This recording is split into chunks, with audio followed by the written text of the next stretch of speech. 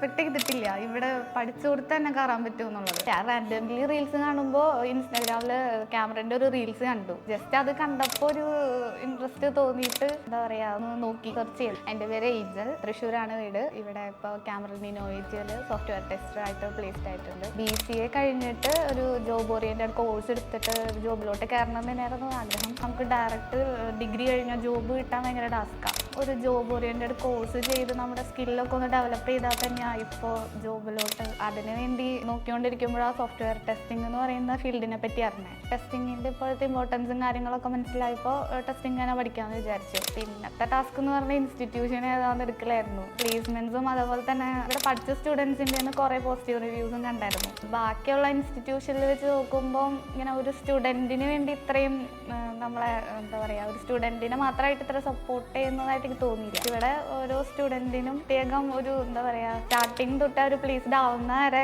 ഒരു സ്റ്റുഡൻറ്റിനെ അവർ നല്ലോണം കെയർ ചെയ്യുന്നുണ്ട്. സെൽഫ് കോൺഫിഡൻസ് അതുപോലെ സെൽഫ് ഗ്രൂമിങ് സെക്ഷൻസ് ഒക്കെ ഉണ്ടായിരുന്നു. പിന്നെ സ്റ്റുഡൻസിനൊക്കെ റിലാക്സ് ചെയ്യാനായിട്ട് അവിടെ ഇൻഡോർ ഗെയിം ആക്ടിവിറ്റീസ് അങ്ങനത്തെ കാര്യങ്ങളൊക്കെ ഉണ്ടായിരുന്നു. ഒരു മിനി കോളേജ് വൈബ്. അവിടുത്തെ മെയിൻ ഹൈലൈറ്റ്സ് എന്ന് പറഞ്ഞാൽ മൂക്ക് ഇൻ്റർവ്യൂ തന്നെയാണ്. ഞാൻ അപ്പോഴും വിചാരിച്ചിരുന്നു എന്തിനും ഇത്രയും മൂക്ക് എടുക്കണേന്ന്. ബട്ട് ഇന്നിപ്പോൾ അതിനൊരു ആൻസർ ഉണ്ട്.